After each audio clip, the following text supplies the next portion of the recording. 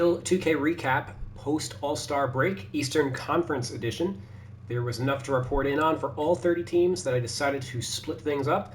Starting off with the 76ers, we're going to be going in 2K alphabetical order. They lost to the Boston Celtics 124 to 104, sixth straight loss for the Sixers. Still only a game and a half out of the play-in as Chicago has lost 5 straight. Quentin Grimes remained in the starting lineup.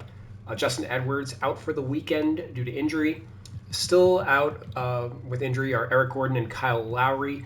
Lonnie Walker IV, that's a big part of why they wanted to sign him, as the Sixers guard depth was ultimately just too old entering the season, relying on vets like Lowry, Gordon, and Reggie Jackson, who they since traded for Butler. They also traded Caleb Martin for Quentin Grimes, who is much younger. So I like that the moves that the Sixers have done on the margins during this lost season. They also brought in Alex Reese on a two-way, and when David Roddy's 10-day expired, they gave him the other two-way spot.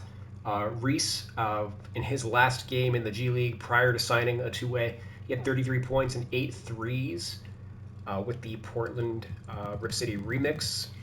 Let's go on to the Milwaukee Bucks. Big news for them. Bobby Portis suspended for 25 games, eligible to return on April 8th with 3 games left in the regular season. The race for the 4th, 5th, and 6th seed in the Eastern Conference is going to go down to the wire, so this is huge. The Bucks, for their part, beat the Clippers 116 to 110. Giannis came back from injury, and he had 23 points. Andre Jackson missed that game with a wrist injury. He played in the second game that we're going to cover. Kyle Kuzma had 13 points, hit 3 threes, and Taurean Prince, he actually started at the 2 guard with Jackson out. He had 14 points and hit 4 threes. Dame had a down game with 15 points, 2 of 12 shooting. He ended up missing the following game with a knee injury management of his hamstring, where they beat the Bucks beat the Wizards 104 to 101 against former Buck Chris Middleton. Kyle Kuzma, against his former team, had 19 points to lead the Bucks on only 8 of 19 shooting. However, he's in his 6 games with the Bucks, he's shooting 28% from 3, which is what he was shooting with the Wizards. So he has not gotten any better moving over to Milwaukee. He's 9 of 32 from 3 in 6 games. Giannis really struggled in that game against the Wizards. He had 18 points, 6 fouls, 7 turnovers in 19 minutes. So kind of a down first couple games back from injury. Giannis is struggling a little bit, so I'll keep an eye on that. Ryan Rollins, he started for Dame against his former team. Had 15 points, 4 assists, 3 steals in what I like to call his return to the scene of the crime anytime he goes up against the Wizards.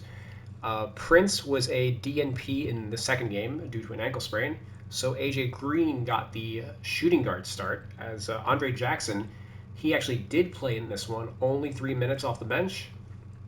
He is not a good enough shooter to start next to Kyle Kuzma, so even though he's been the starter for most of the season, this is definitely a situation worth monitoring for what it's worth.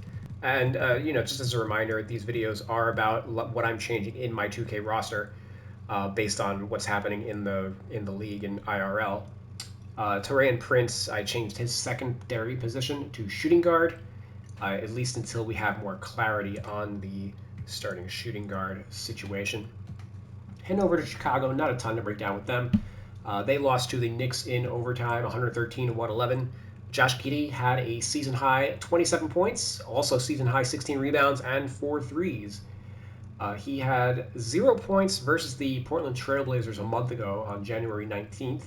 In 13 games since then, he's averaged 16 points, 7 rebounds, 6 assists, and he shot 50% from the field, 44% from 3, 78% from the free throw line. So I did go through and boost up his rating a little bit. He's a +1 overall. I boosted his shooting ratings, 94 close, 82 for his 3-ball, which is like +4.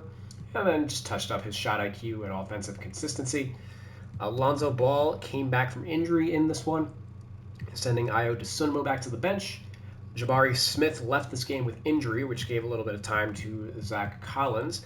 And it's worth noting that Patrick Williams is going to miss at least the next 2 weeks with a knee injury. He has not been himself this year due to that knee. Heading over to the Cleveland Cavaliers, they beat the Brooklyn Nets 110-97, and then they destroyed the Knicks 142-105.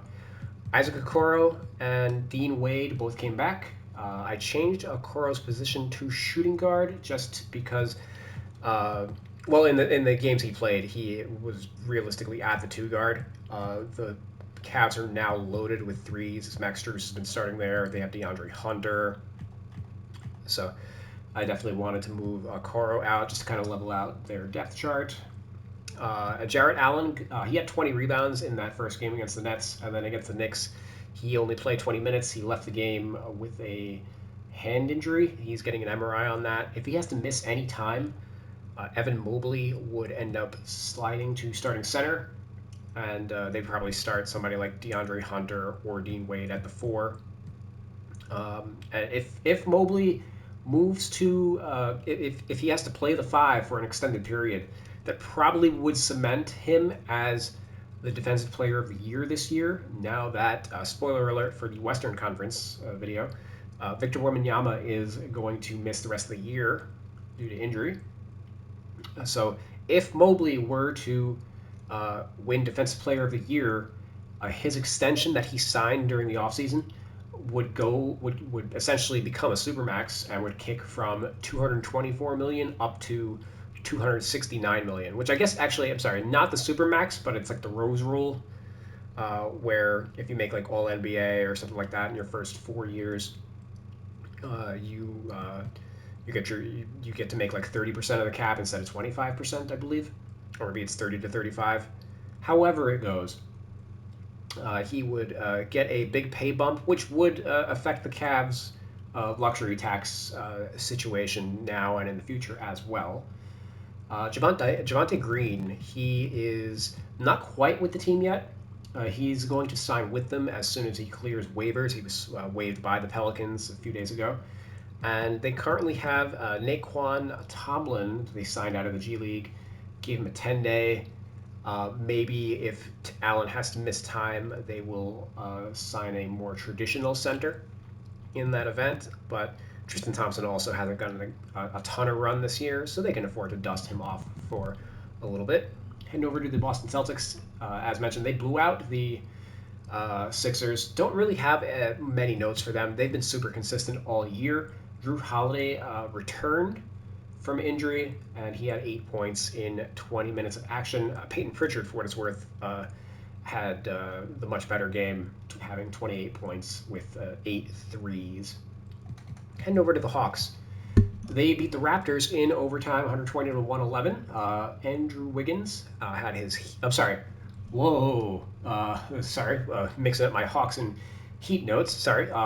The Hawks lost to the Magic, 114-108. Trae Young had 38 points, but didn't get much help in this one. Karis LeVert was the next up with 13 points. Trae Young's going to have to do some heavy lifting down the stretch. The Hawks are in 9th place.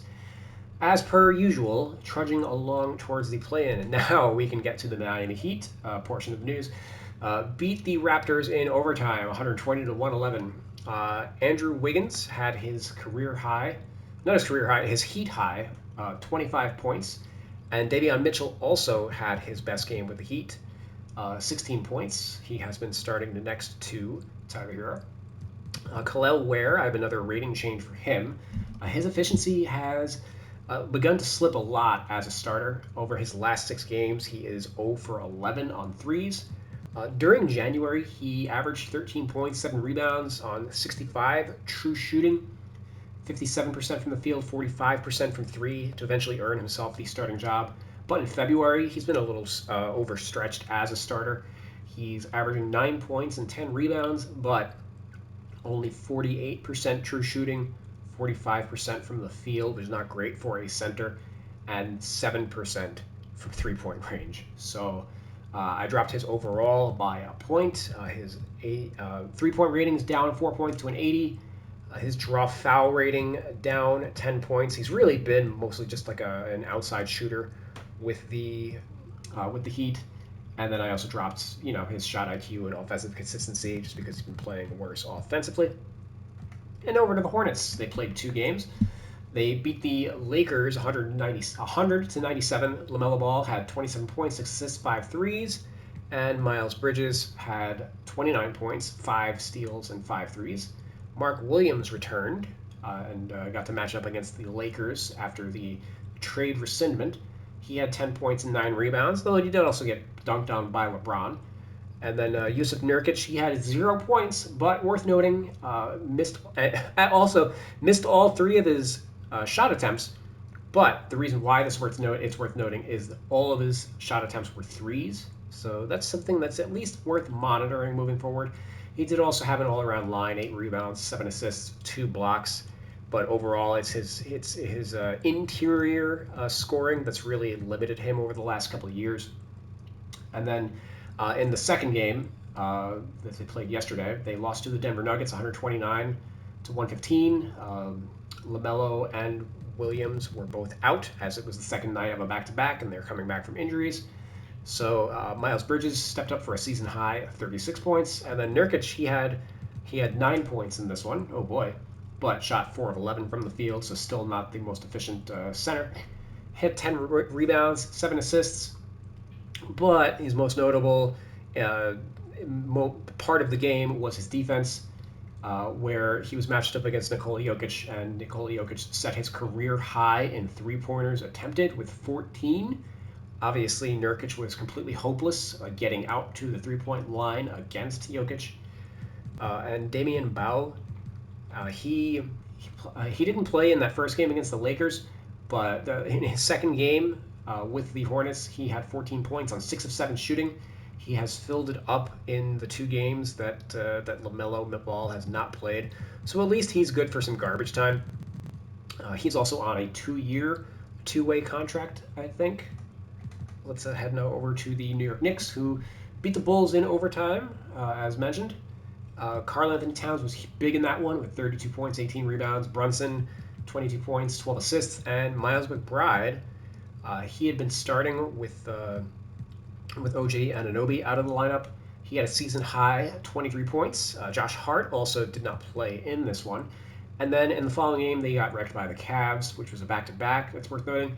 OJ Anunoby did return to the lineup. He had 5 points in 27 minutes, which sent McBride back to the bench.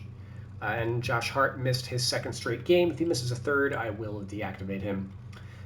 Worth noting that the Knicks are 0-4 against the Cavs and Celtics, who were the top 2 seeds in the Eastern Conference.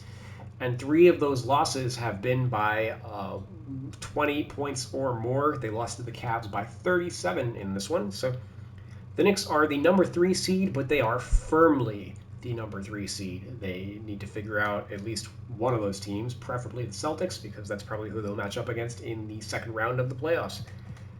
Going over to the Orlando Magic. Let's go over the line. They beat the Hawks 114 and 108. Wendell Carter Jr. back in the starting lineup.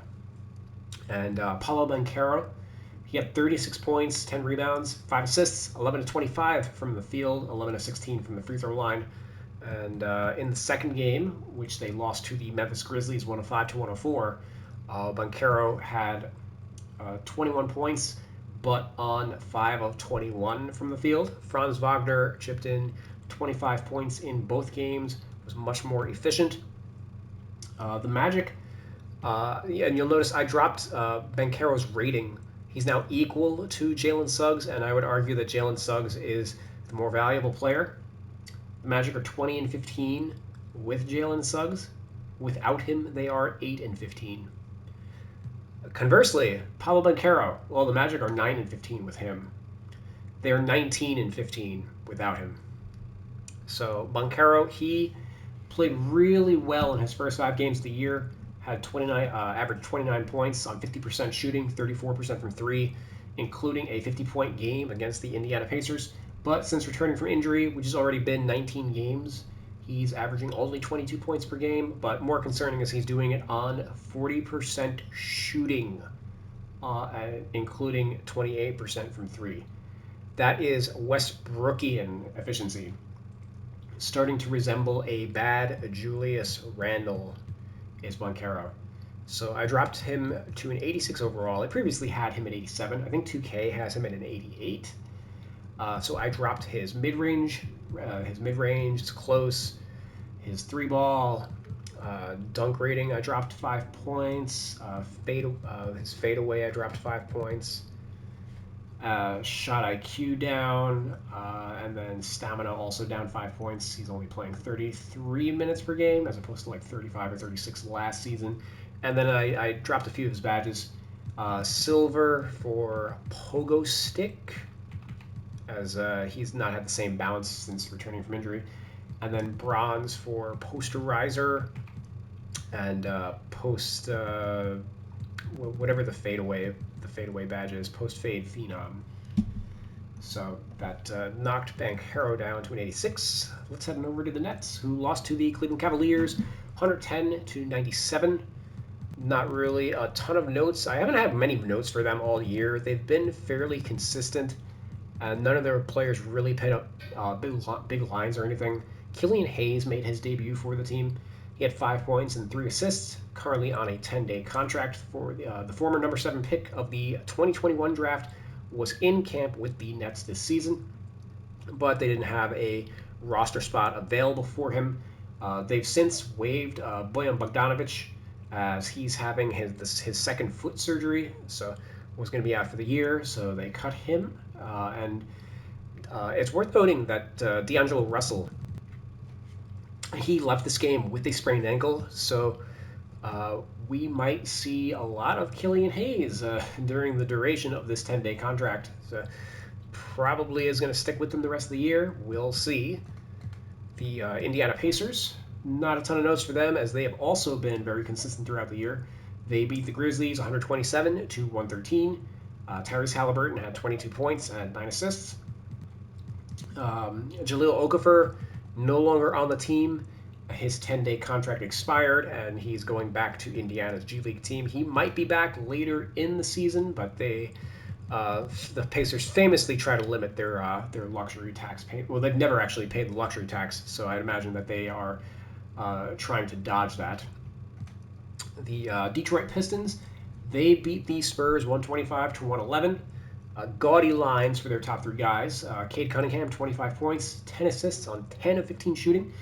Jalen Duren, 21 points, 15 rebounds, 10 of 14 shooting.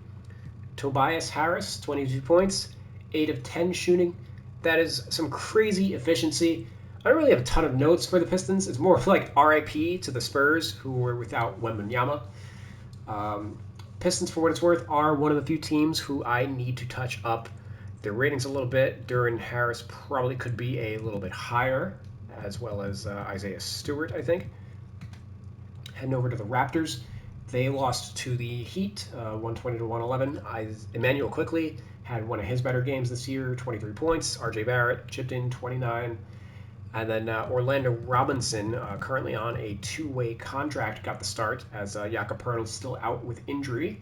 Got the start against his former team and matched up with Kel'el Ware. He had 9 points in 30 minutes. Worth noting, they also have Jared Rhoden on a 10-day contract at the moment. And Ulrich Chomche, who is on, or Chomke, however you say his name, is out for this season with an injury. Possible that the Raptors cut him loose to bring in another 2-way guy, but they also they spent the draft pick on him. I don't know. We'll see. He's still young. They might just want to keep him in the system, rehabbing. Worth noting, PJ Tucker still on the roster. I'm sure he's probably not going to have to give up any money in a buyout, because I don't know what team is actually interested in signing him. And then we're going to head all the way over to the Washington Wizards, who they lost to the Bucks. Chris Middleton made his Wizards debut, as did Marcus Smart. Middleton had 12 points against his former team, and worth noting was the starting shooting guard. So I changed his position. And then Marcus Smart, he was actually pretty good in this one. 5 points, 2 steals, was 2 of 3 from the field, hit a three. He played 17 minutes. And with the Grizzlies, he was like their backup. Like he would play next to Scottie Pippen Jr. or John Morant. So he's actually really more of a two guard. But here he was the backup for Jordan Poole, so I changed his position. Worth noting that Malcolm Brogdon was has missed the last couple with injury. So um, when he's healthy, when all these guys are healthy, if that ever happens, that might change. But I felt like it was appropriate to change Smart to his natural position. Alex Sarr returned from injury as well, and he had a career high 22 points on 8 of 19 shooting. Also hit 4 threes. And Keyshawn George, he just can't get the ball to go in the hole. 4 points on 1 of 11 shooting in this one. The Wizards today signed Jalen McDaniels to a 10-day, waiving Eric Stevenson from his 10-day earlier. Man, Washington can never seem to get the good brother. They have Justin Champagnie instead of Julian Champagnie. And really, this dates all the way back when they had Harvey Grant instead of Horace Grant back in the 90s and 80s and 90s. Anyway, that was the Real 2K Recap Eastern Conference. Be on the lookout for the Western Conference edition. Hope you liked this one, and I'll check you guys later. Peace.